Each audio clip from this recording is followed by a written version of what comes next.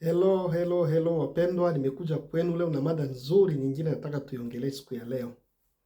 Na mada yetu ya leo itakuwa funzo kwa baadhi na pia ni huzuni kwa watu wengine ambao wataenda kuisikia mada yetu ya leo.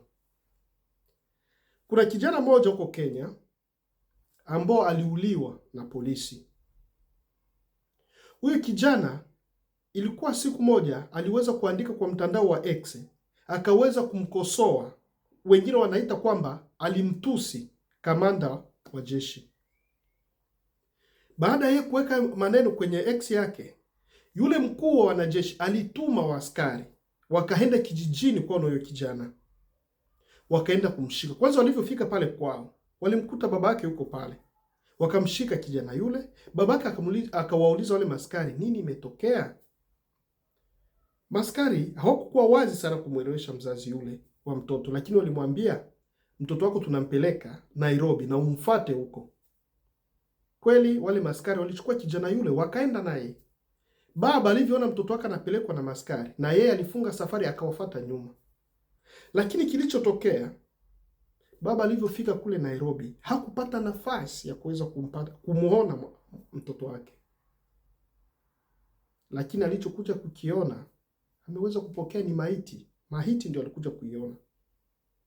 Mtoto wake tayari alikuwa amekwisha uliwa.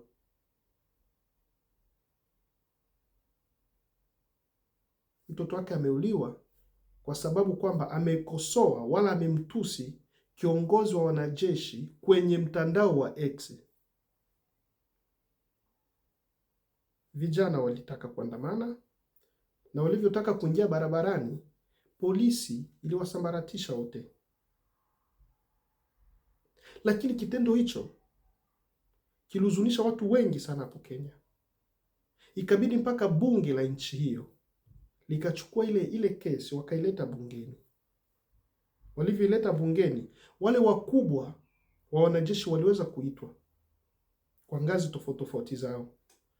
Walivyofika pale kujieleza mbele ya bunge, kila mtu alikuwa akisema vya kwake, ambao baba wa mtoto yule ama mama wa mtoto yule hakuweza kuwaelewa kabisa.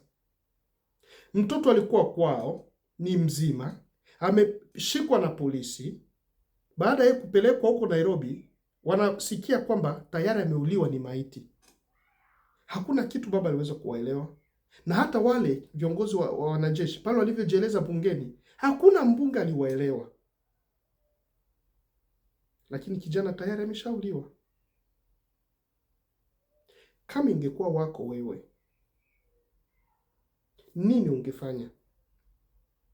Kwa nini viongozi wetu Afrika wanajichukulia sana madaraka mkononi?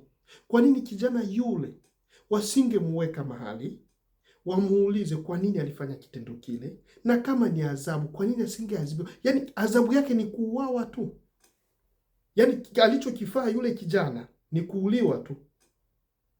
Kama ingekuwa wako wewe, nini ungefanya? Nini tunaweza tukaambia baba na mama wa mtoto yule?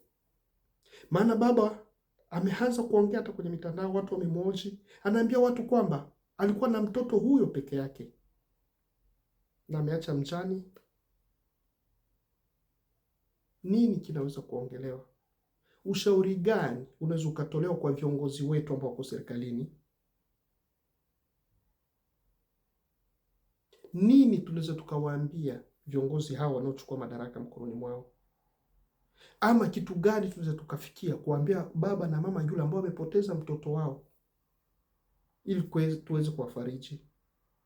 Weka komenti yako, andika maoni yako hapo. Asante sana na Mungu atatubariki wote.